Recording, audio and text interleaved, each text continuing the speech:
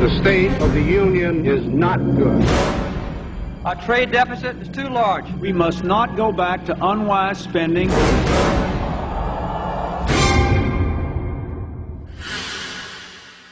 This is America.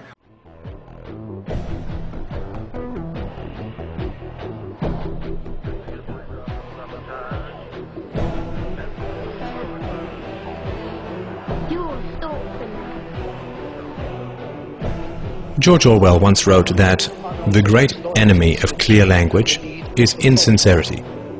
When there is a gap between one's real and one's declared aims, one turns, as it were, instinctively to long words and exhausted idioms, like a cuttlefish spurting out ink. You've probably heard confusing phrases like the trade deficit, the falling dollar, the national debt, unfunded liabilities, and so on, which all sound vague and actuarial and vaguely, well, not me. The reality behind these accounting phrases is perfectly monstrous. When someone, a foreigner say, loans money to the American government, what are they getting in return? Well, they are getting promises of interest payments and eventual repayment of the principal. Where does your government get this money? The government is not a business. It does not generate profits in the free market. So where does it get the money to repay its creditors?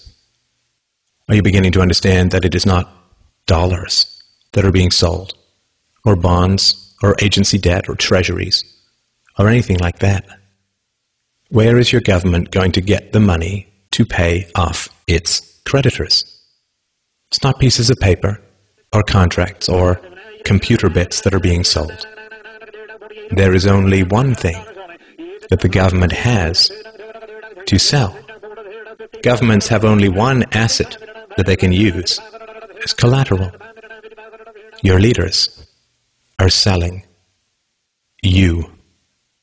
When China lends $800 billion to your government, what they get in return is a guarantee that $10,000 plus interest will be taken from your family at gunpoint and shipped overseas. When a farmer gets a loan from a bank, he uses his livestock as collateral. It is the milk and meat his cows will produce in the future that he will use to pay off his loan. The bank is buying a share in his cows. You are the livestock that your leaders use as collateral.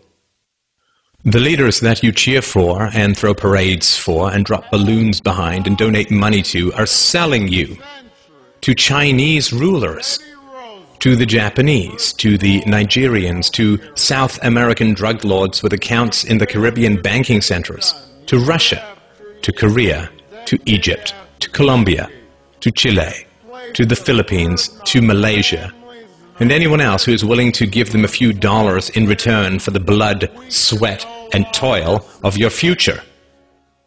The flag that you praise and the anthems that you sing and the rulers that you weep and kneel before have as much loyalty to you as a plantation owner had to his slaves.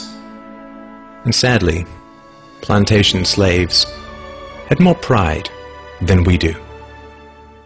Plantation slaves did not generally praise their masters for selling them off, for auctioning off the lives, hopes, dreams, and futures of their own little children.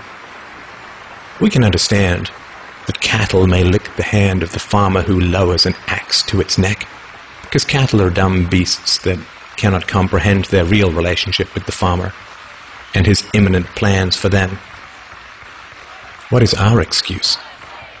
When we chant, USA, USA, USA, when we cheer and bow and beg and scrape and sing and weep with joy that some new farmer now presides over the wholesale dismantling and sale of our family's futures, when we love with obsessive emptiness the leaders who laugh while they auction us off to every tin pot dictator and stockbroker the world over, what is our excuse?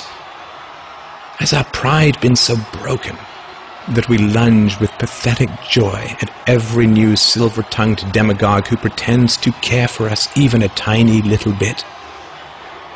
In the future, our children will demand to know why we knelt and cheered as they were sold off on the auctioneer's block. This video, and my life's work, is my answer to my child. What's yours?